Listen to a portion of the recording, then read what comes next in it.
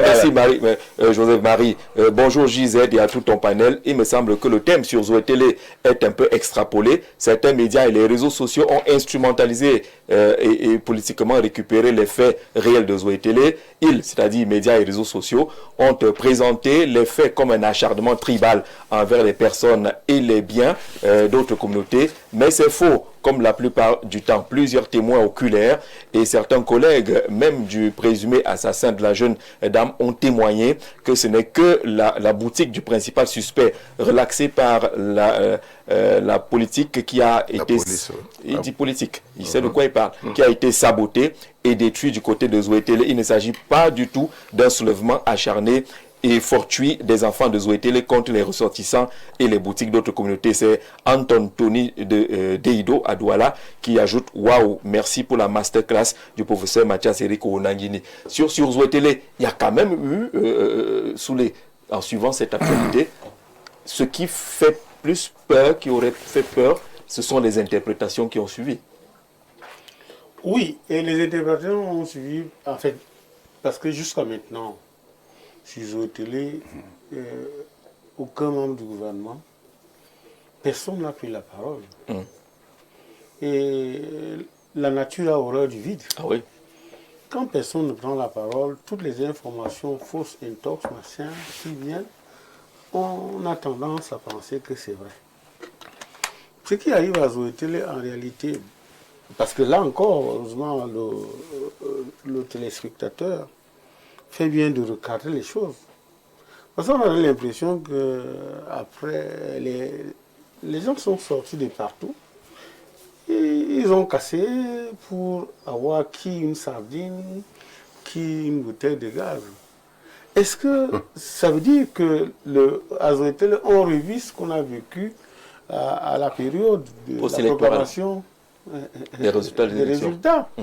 Et si c'était le cas, ça veut dire que vous avez là un pouvoir qui affame, n'est-ce pas, ses enfants et ses jeunes.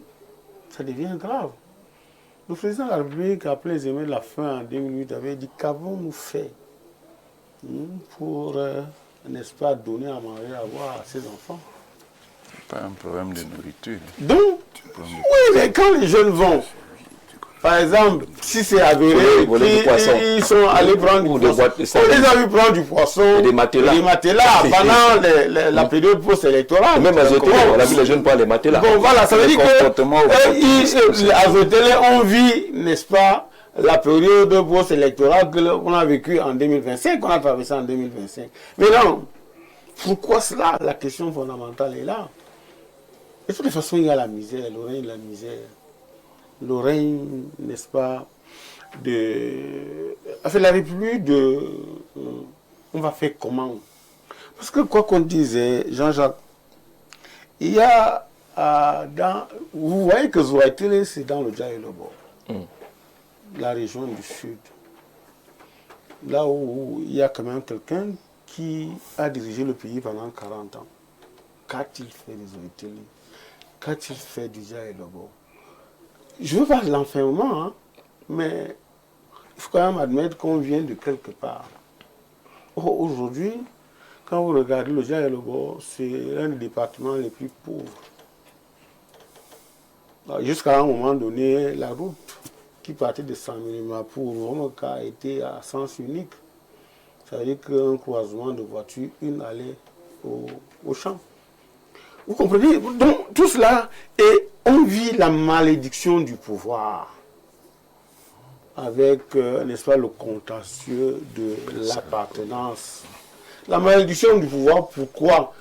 Parce que les populations, que ce soit du Zoé Télé, bien du Sud, ont le sentiment aujourd'hui que plus près de l'Église, mais loin de Dieu. Ils ont eu le pouvoir. Le paradoxe du pays organisateur. Bien sûr. Hein? Ils ont eu le pouvoir. Mais ça fait qu'au moindre désagrément, les gens se défoulent sur une communauté. Donc rien à voir avec le tribalisme. Pardon? Rien à voir avec le tribalisme, donc ce qui s'est passé. Dites bien, les gens se défoulent. Vous savez, pour conclure au tribalisme, en tant que journaliste, il faut qu'on ait un ensemble de matériaux. Absolument. D'accord? Si je n'ai pas ces différents matériaux. Mais je voulais dire une chose. C'est qu'aujourd'hui au Cameroun, les populations sont dans le désespoir. C'est exprès que j'ai fait de convoquer, n'est-ce pas, l'arrêté conjoint. Il faut laisser les populations s'épanouir dans leur mairie, dans les communes.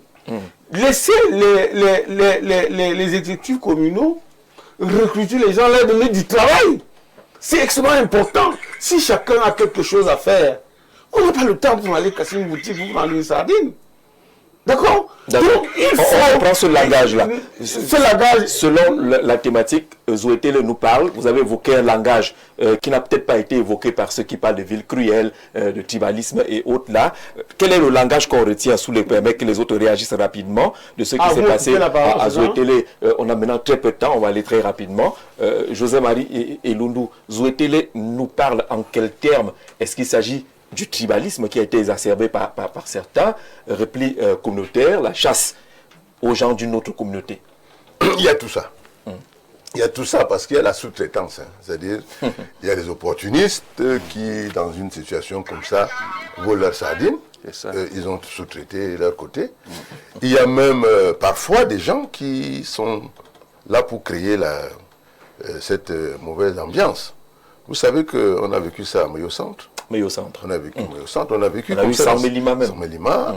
Dans ces zones-là, il y a des... Il y a eu Ambam. Ouais, il y a donc... Mais vous avez aussi cette question, justement, que Soulé a posée, hein, et n'a pas insisté dessus.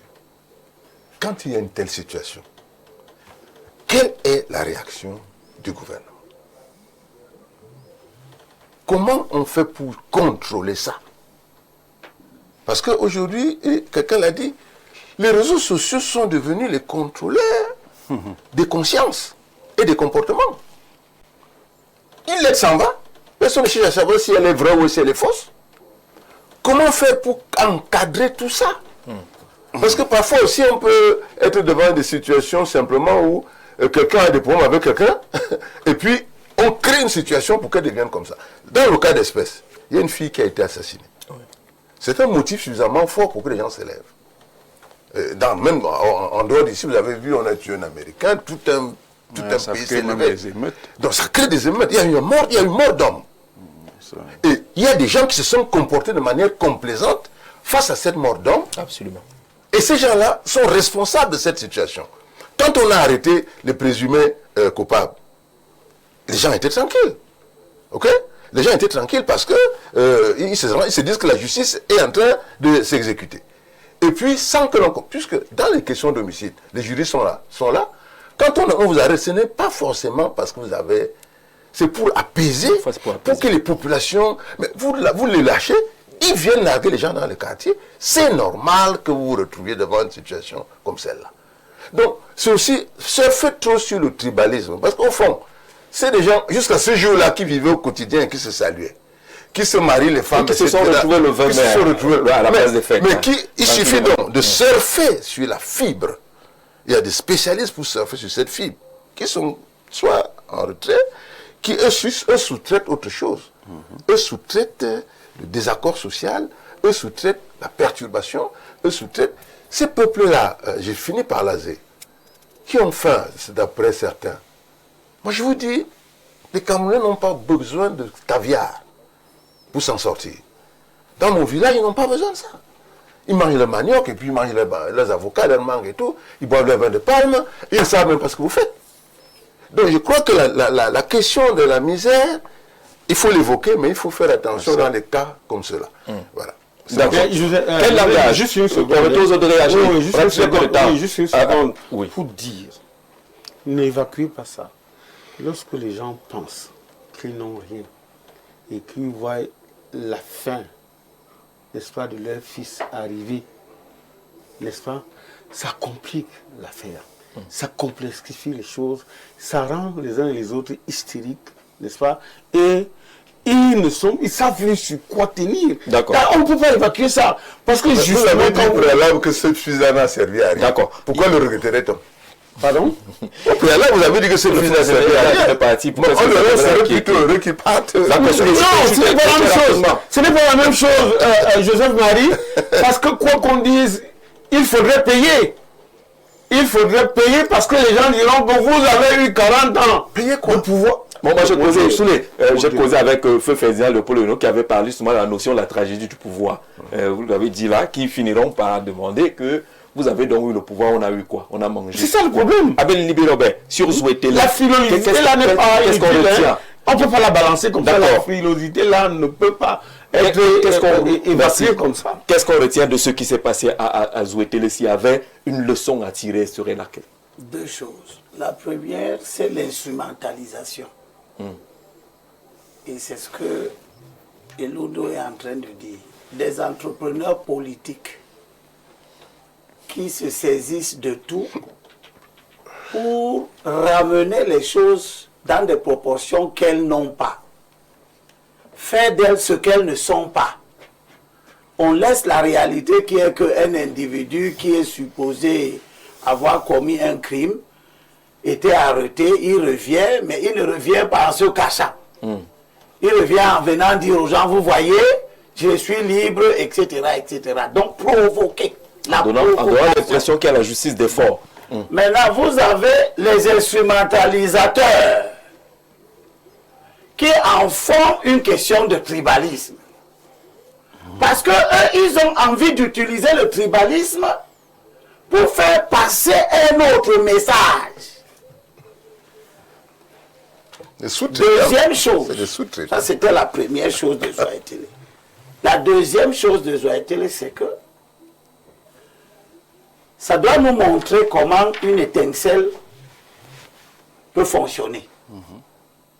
En trouvant un terreau propice. Vous avez des malentendus. Vous avez de la désorganisation sociale. Vous avez le piétinement des uns. Vous avez ceux qui sont devenus maîtres pour piétiner les autres. Vous avez ceux qui ne rêvent qu'à prendre tout ce qui appartient aux autres. Et ceux qu'on dépouille voient. Ils voient comment ils sont dépouillés au quotidien.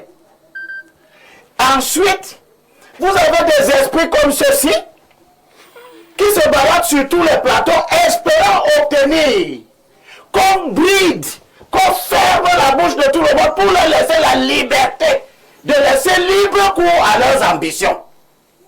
Puis, un jour, vous avez une étincelle qui vient. Voilà des gens qui jouent à être l'unité, qui vous parlent tous les jours du Rwanda. Ils font comme si le Rwanda, ça devait faire peur aux autres.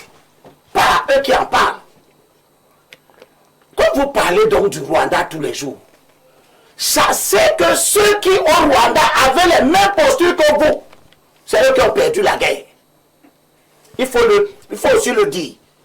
Dites à tout le monde que vous qui courez sur les plateaux et sur les réseaux sociaux, dans les presses, pour dire que vous êtes les plus nombreux, vous êtes les plus travailleurs. C'est exactement comme cela que les Hutus se comportaient au Rwanda. Vous qui, je suis à Zouétélé, la leçon de Zouétélé. Parce que je veux que les gens comme M. Wafo, qui quand il parle, vous voyez tout le désenchantement qu'il habite. Je veux qu'il sache que, premièrement, les revendications que je porte et que le peuple du littoral porte, on ne s'adresse pas à lui. On ne s'adresse pas aux réseaux sociaux. On ne s'adresse pas aux commentateurs qui attendent qu'on parle avant de venir réagir. On s'adresse à la gouvernance. On s'adresse aux autorités qui doivent et qui ont le devoir impérieux de nous garantir les conditions de notre existence. Vous comprenez? Et je le répète, et je le lui dis, Wafo, je te regarde dans les yeux. Tu n'as aucun moyen d'imposer au peuple du littoral ta conception ni de l'unité, ni du vivre ensemble. Tu n'as aucun moyen. Parce que ce sont des gens comme vous, et les discours que j'ai entendus, et que je lis sur les réseaux sociaux, c'est vous qui avez alimenté la guerre du Nozo. Parce que lorsque ce conflit a commencé, il a commencé sur l'expression d'un malaise. Et on a vu défiler sur les plateaux de télévision des gens qui venaient ici minimiser le ressentiment des peuples du Nord-Ouest et du Sud-Ouest. En leur disant que anglophone c'est quoi? Nous sommes tous anglophones, francophones, laissez-nous ça, etc., etc. Pour asseoir un sentiment que ces gens ont déjà d'être victimes d'une dictature du nombre de francophones qui ne leur permet pas d'accéder à juste titre à la conduite des affaires du pays et à être pris en compte. D'accord. Quand ils ont donc pris les armes et que la guerre civile a commencé là-bas, on a fini par venir s'asseoir à Yaoundé, n'est-ce pas? Pour rédiger des textes qui même aujourd'hui n'ont pas suffi à les calmer. Parce que toutes ces solutions viennent trop tard.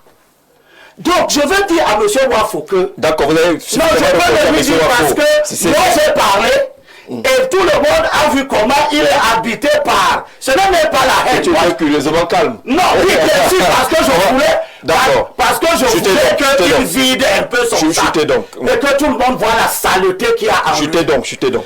Parce que quand vous avez des gens dont le seul discours, c'est l'invective et la caricature des autres. Et ce n'est pas avec Elimbi que ça a commencé d'ailleurs. Ça a commencé avec les gens qui sont au pouvoir, qu'on considère comme les gens du centre et du sud.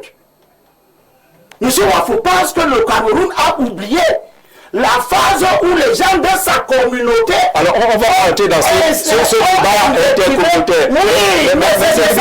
Vous avez répondu clairement. Vous avez clairement répondu à ce que... Quand Fayembo dit que nous devons avoir le courage de parler honnêtement. Vous connaissez... Vous pouvez imaginer le nombre de blessures que les gens du centre et du sud et même peut-être de l'Est, ont connu à partir des années 90. Certainement de l'Est. Ont connu à cause des agissements, des propos, des lettres, des articles de presse, des radios, des télévisions basées principalement à Douala, ont distillé dans l'opinion, qui ont formé le lit de ce que nous observons à D'accord, on a compris cela. Professeur, Zouetele nous parle, quelle langue n'est pas encore parlé, Zouetele. Zouetele nous parle, quel langage, d'aucuns ajoutent, je vais expliquer, pris 7 sièges de députés. Je lis les messages, par exemple, on dit oui, Zouetele d'accord, il y a eu Sangbelima, il y a eu Meyo Centre, il y a eu Ambam. La coïncidence, c'est que c'est toujours dans le sud.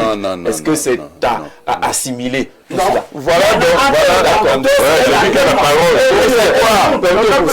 Voilà donc les effets de stigmatisation. D'accord. Je vous ai déjà dit et je vous redis que les pays multicommunautaires sont extrêmement difficiles à gouverner. Et le gouvernement, ne voyez pas seulement le gouvernement qui a étudié ou à Yaoundé, parce que le gouvernement commence toujours par le gouvernement personnel et individuel. Donc l'effort que nous devons faire, c'est l'effort de la culture et de la civilisation. C'est-à-dire former la conscience. Ce n'est pas un problème de faim, ce n'est pas un problème de ventre, c'est dans la tête.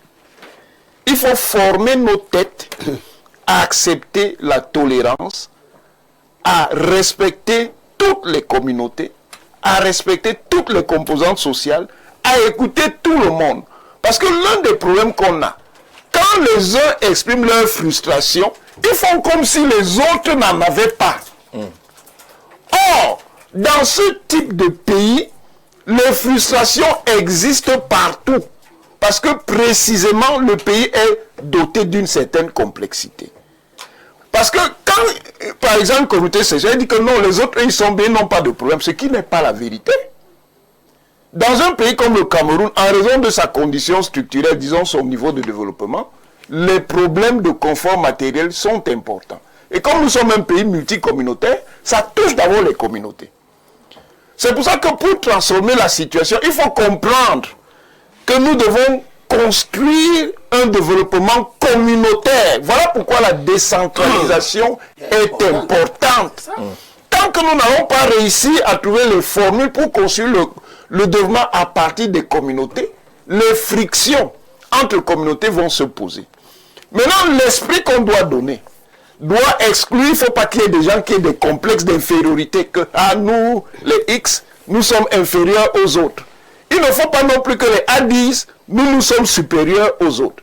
Il faut que chacun comprenne que dans le cadre de la République, nous sommes égaux et libres. Nous pouvons exprimer nos intérêts, nous pouvons exprimer nos valeurs, mais en sachant que d'autres peuvent porter d'autres valeurs. Maintenant, le rôle de l'État, des pouvoirs publics, c'est de construire des synthèses qui rendent la coexistence pacifique durable. Qui fait que même s'il y a des conflits, on a des instruments pour éviter que ces conflits-là deviennent le chaos. C'est sur ça que nous devons travailler. Malheureusement, bon, je finis parce que je peux parler pendant des heures. Malheureusement, nous n'avons pas encore tous les instruments de cela. Parce que la colonisation est rentrée dans nos têtes. Et la colonisation fait que nous nous nions nous-mêmes. C'est-à-dire que nous croyons que comme on nous a imposé un certain type d'organisation, la République de type bourgeoise occidentale, nous allons nier ce que nous sommes. L'Afrique est communautaire et l'Afrique sera toujours communautaire. Mais le fait d'être communautaire ne veut pas dire que comme j'appartiens à telle communauté, je vais aller agresser l'autre communauté. C'est donc dans l'éducation que nous devons enlever des réflexes de conquérants ou des réflexes d'esclaves. Personne n'est le conquérant ou le maître de qui que ce soit. Personne non plus n'est l'esclave de qui que ce soit. Nous sommes donc dans une république, mais son modèle, et ça va se faire avec le temps. Parce qu'avec le temps, quoi qu'on fasse, nous allons nous assagir, nous allons trouver les règles pour gouverner sérieusement et harmonieusement une société multicommunautaire. Et l'imagination et l'intelligence de l'homme ne finissent pas. Les modèles politiques ne sont pas finis parce que l'Occident a fait les siens. Nous avons les nôtres à construire ou à reconstruire et cela sera fait. Et dans ces règles-là, la Constitution, par exemple, entre en jeu Oui. avec la notion de l'autochtonie. Est-ce que ce n'est pas une porte ouverte à des conflits? Voilà. Non. Précisément non.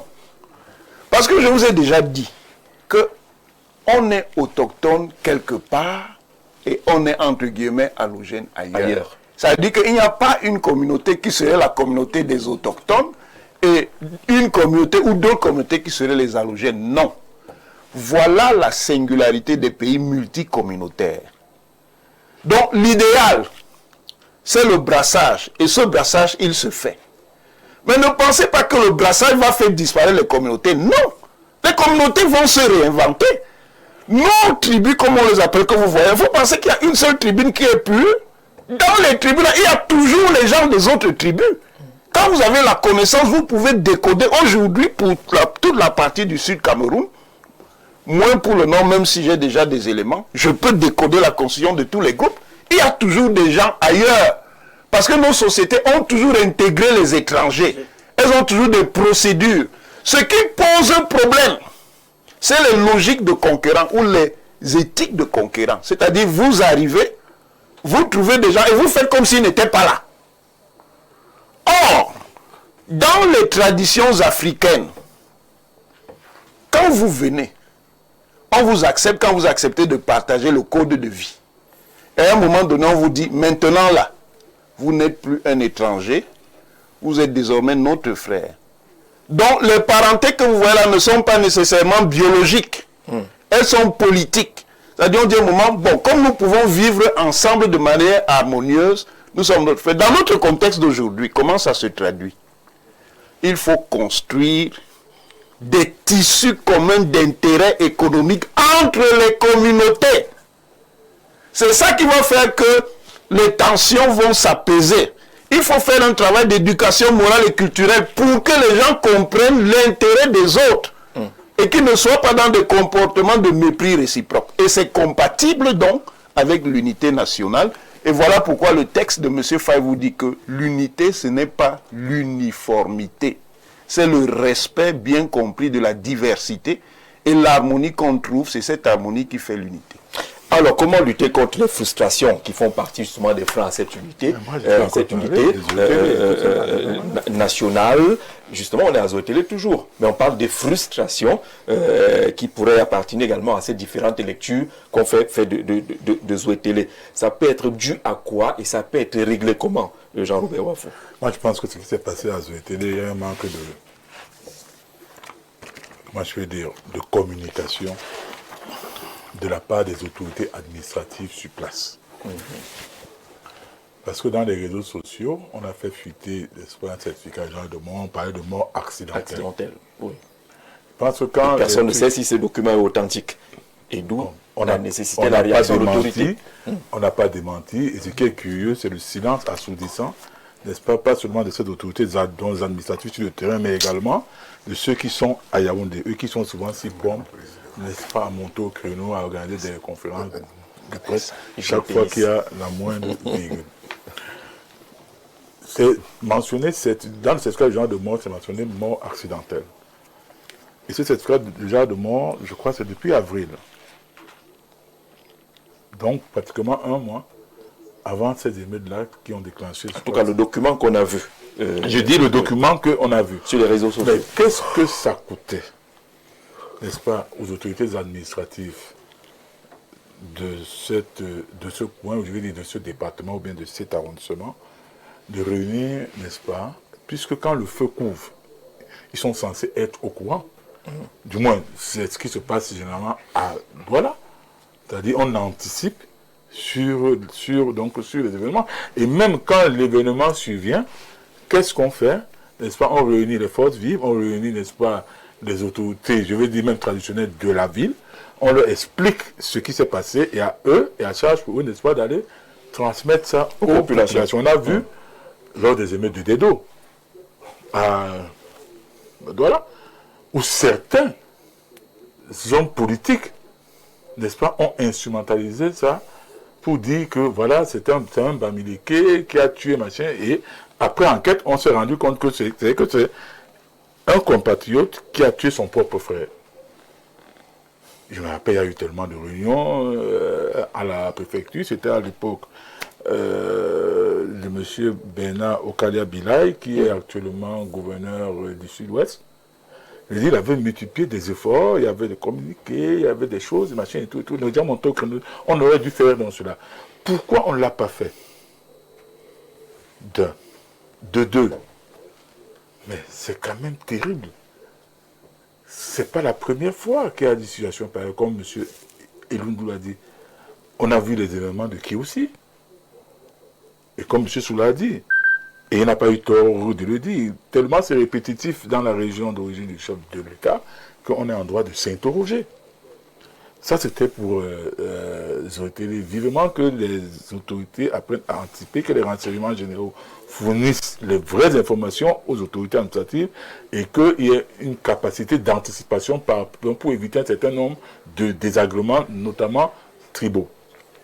Maintenant, je vais dire une chose. Vous avez vu, j'ai été longuement interpellé, je vais dire, apostrophé par M.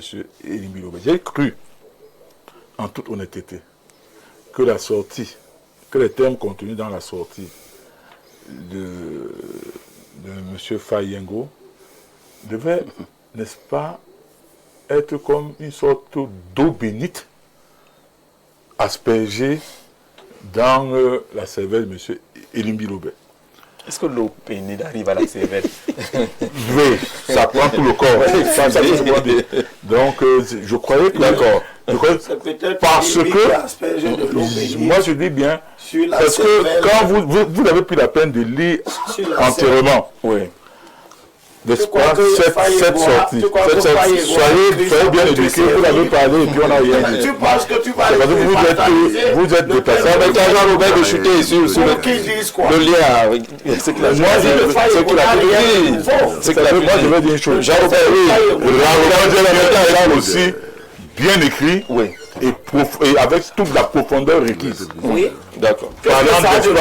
Parlant de notre, donc ça n'a pas eu d'effet sur Elimbi Lobé. Qu'est-ce que ça a de nouveau? Ça ne va pas me surprendre. C'est un djihadiste, donc de l'unité nationale. Il ne veut pas de l'unité nationale. Et puis, je vais dire une chose. Je ne veux pas de ton unité nationale à toi. Et puis, on va sortir.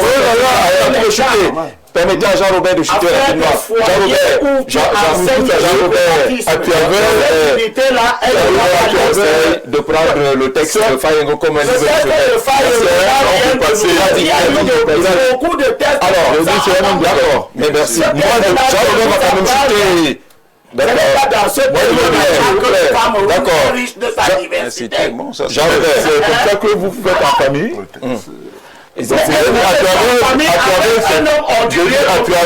Non, s'il vous plaît.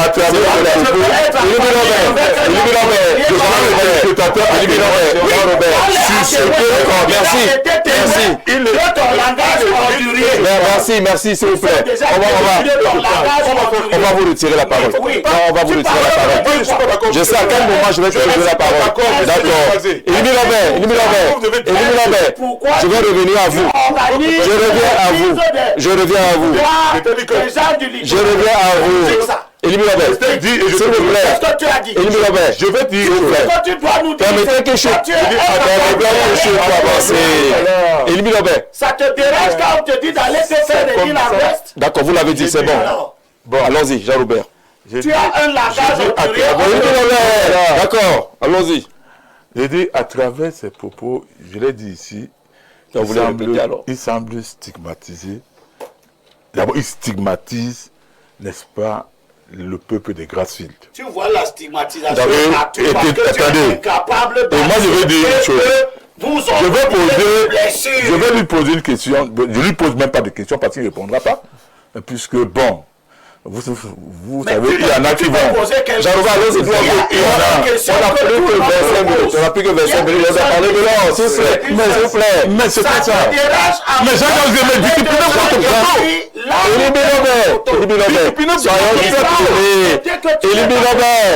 Élimi Robert, vous l'avez déjà dit. Votre plateau.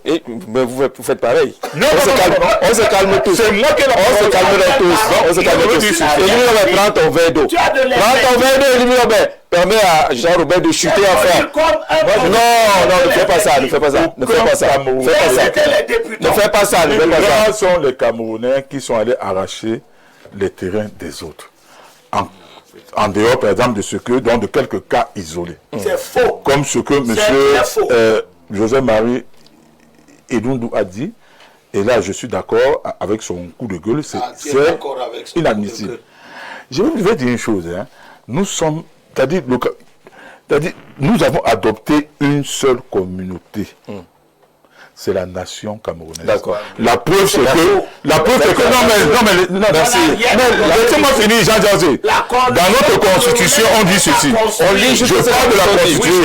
Dans le préambule, on dit « fier de sa diversité linguistique et culturelle, élément de sa personnalité nationale, qu'elle continue à enrichir, mais conscient de la nécessité impérieuse de parfaire son unité, proclame solennellement qu'il constitue une même et une nation engagée dans le même destin. Ça veut dire qu'il existe un seul territoire, seul national.